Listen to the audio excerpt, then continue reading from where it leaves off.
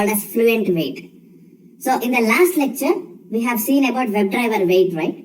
So similarly, the explicit wait, whatever we are talking from the previous lecture, can be achieved in two ways.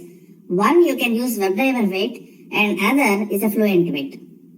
Okay, but there is no specific difference between explicit wait and fluent wait. Fluent wait comes under category of explicit wait. Okay, so it's all about two waits, implicit, explicit. We do have these weights, but these are categorized under main explicit wait umbrella only.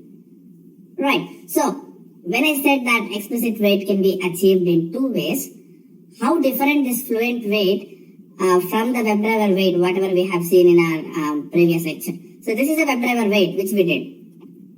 Okay, basically the definition stays almost same. Here fluent wait also find the web element repeatedly until the timeout or till the object gets found. Okay, if you are waiting for an object and if you give as timeout equals to 10 seconds, it will wait until timeout, or if it found any object, whatever it is looking before 10 seconds, then it will stop and it will continue to the next step. Which is a great thing of explicit wait, which we have did with an example of WebDriver wait. So fluent, okay, this WebDriver wait keep on listening on your DOM of browser for your object. Okay, if you give 10 seconds timeout for till 10 seconds, it will keep on looking if the object is found or not. If the object is found, it will proceed to the next step. But every millisecond, it will monitor the DOM. Whereas fluent wait, we have to give polling time so that it only monitors on that regular intervals of time. So if you have given timeout as 10 seconds and polling as 2 seconds, so that means for every 2 seconds, it will check in the browser if the object, whatever we are looking, is found or not. If it is not found, it will again search after 2 seconds.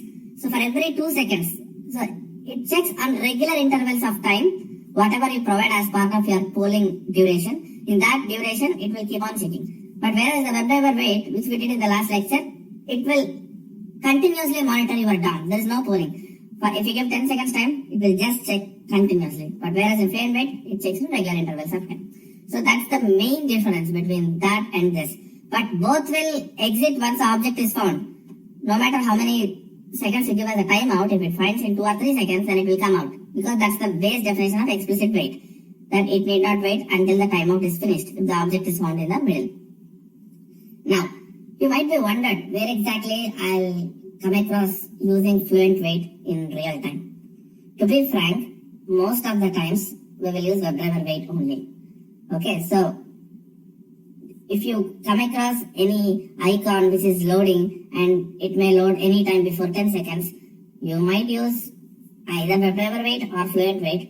But here, in some cases, if you use WebDriver wait, let's say if it is displayed in 3rd second, if you use fluent wait, polling happens in first 2 seconds. I mean, it monitors only on the 2nd second. Thereafter, it monitors on 4th second as the regular intervals of time. But if it found in 3rd second, this will immediately found and proceed to the next step. But whereas in fluent wait, in this scenario, when polling happens for 2nd time, this is on 4th second, then it identifies.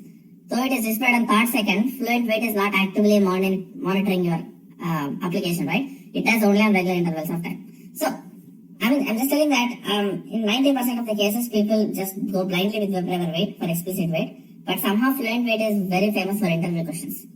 Okay? But there is one scenario which I came across in my 12 years of experience. Only once in the 12 years, I forced to use fluent wait. Let me tell you that. So, there is an e-commerce website where you give all your credit card details and then you click on submit. After you click on submit, for first 5 seconds, you will get a message like your card is accepted. And after 10 seconds, you will get your order is being processed. And then you will get confirmation page. So this is how that e-commerce is behaving. So after you click on submit, the loading icon will keep on loading until you get this confirmation page. But before that, it will give some messages with loading that your card is accepted. You will get a message and it will go off. And then after a few seconds, you will get your order is being processed. All that you will get with that loading icon. Once everything is done, loading icon will disappear and confirmation message will be displayed. But problem here is, in first 3 seconds, I got this, which is as per business criteria. And in the next 7th second, I guess, somewhere you will get this, your order is being processed. So I was asked to automate this.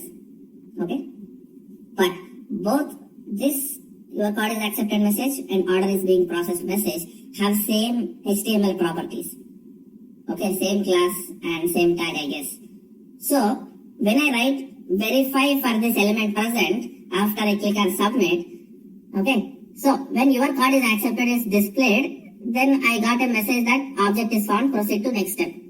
Okay, but actually after this message is displayed, it still takes some time to look for confirmation. This displays only after immediately this is displayed. Okay, so when card is accepted, it still load for some time. It will wait for message, your order is being processed. Thereafter only it will show confirmation page.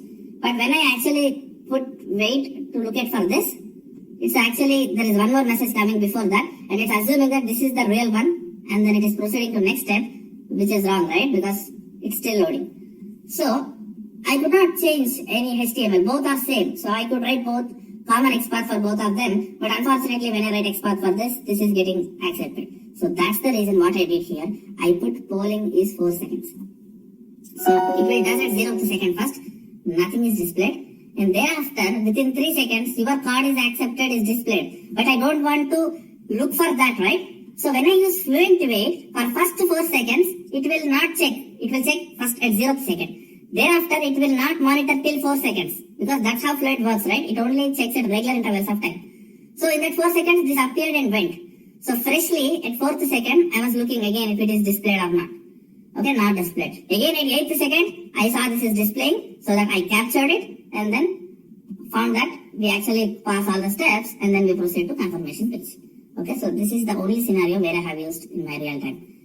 Okay, if I use WebDriver wait here, it will continuously monitor, and at the 3rd second, it saw that as both XPaths are same, it assumed that this is the actual thing, and it accidentally assumed this part and moves to next step, but by that time confirmation is not displayed. So in this case, I used Fluent. Apart from this, I could not give you the best scenario where I came across, but just go and Google. No one gives you the best example of how Fluent Wait is used. They can give, but you can achieve that same Fluent Wait with WebDriver Wait also.